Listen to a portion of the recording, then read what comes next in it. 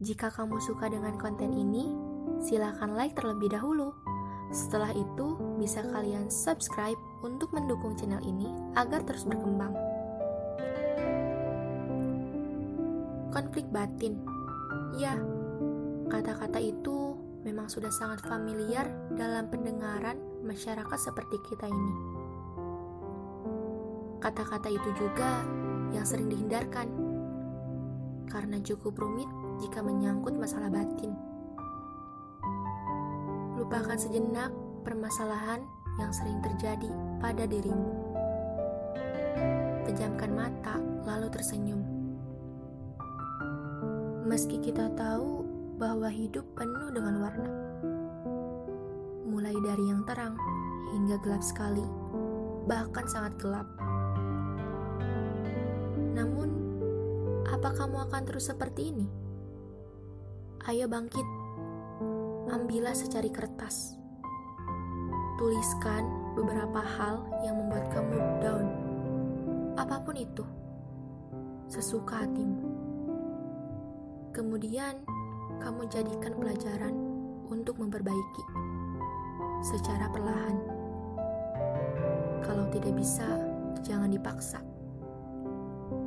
Walaupun konflik batin memang sangat rumit, pasti di ujung cerita kamu dituntut untuk dewasa.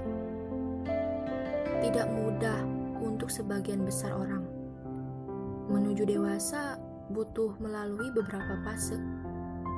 Salah satunya yaitu ia tidak membenci saat semua berakhir. Kenapa harus seperti itu? Karena di saat semuanya berakhir, kamu harus bisa mengikhlaskan kejadian yang pernah terlibat dalam dirimu. Tidak mungkin kamu harus bersembunyi dalam keheningan, bahkan harus menghindar dari segalanya. Hei, hidup itu singkat. Di mana kamu bisa memanfaatkan, di sanalah kamu merasa jaya. Tapi namanya juga konflik batin. Cukup rumit untuk kalangan remaja. Apalagi dengan sifat si mudan. Mungkin seisi kepalanya hanya memikirkan masalah yang tak kunjung berhenti. Apa fase hidupnya cuma begini-gini saja? Hanya membuang waktu sia-sia. Waktu berputar pada porosnya dengan sangat cepat. Manfaatkan agar kamu tidak dikejar olehnya. Permasalahan ini muncul ketika masalah yang mengenai kata batin.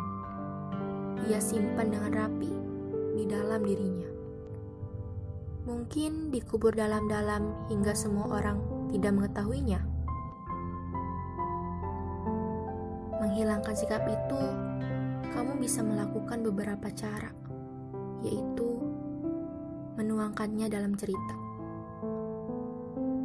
Tulislah yang membuat kamu penat. Tidak perlu menghiraukan perkataan orang lain. Ini salah satu cara agar kamu bisa bercerita. Namun, tidak dengan orang lain, melainkan dengan tulisan kamu sendiri. Cara ini paling ampuh di kalangan remaja saat ini. Bahkan sangat familiar. Gimana gak familiar? Kalian bisa bercerita tanpa orang lain mengetahui. Eits, sebenarnya mengetahui sih, namun tidak secara nyata. Dengan cara ini, kamu bisa memperlihatkan bakat terpendam dalam diri. Mungkin sanjungan demi sanjungan akan terucap dari bibir pembaca.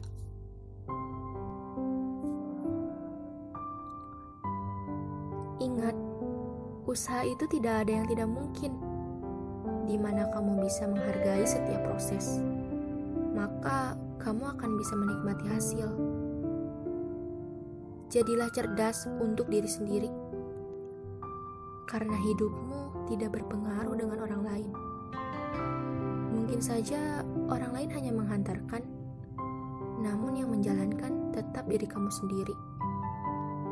Tidak perlu takut gagal, karena pepatah selalu mengatakan, kegagalan adalah kemenangan yang tertunda. Apalagi takut patah. Belum apa-apa sudah berpendapat negatif. Tidak akan sukses jika selalu seperti itu. Jadikan permasalahanmu sebagai ide untuk bercerita. Tidak ada yang menyalahkan, mau itu masalah pribadi atau mengarang. Bahkan, kamu bisa membuat orang lain terhanyut dalam alur yang kamu buat. Bukankah bisa membuat kamu bahagia? Jika cerita yang kamu buat banyak yang suka. Berpikirlah seperti itu. Hargai kelelahan dirimu, maka semuanya akan kembali pada dirimu. Jangan takut melangkah. Ada kalanya waktu pun memerlukan proses untuk menuju kesuksesan. Bangkit. Jangan hanya bermimpi. Semua akan sia-sia tanpa adanya usaha. Sekian, terima kasih. Salam hangat dan salam literasi.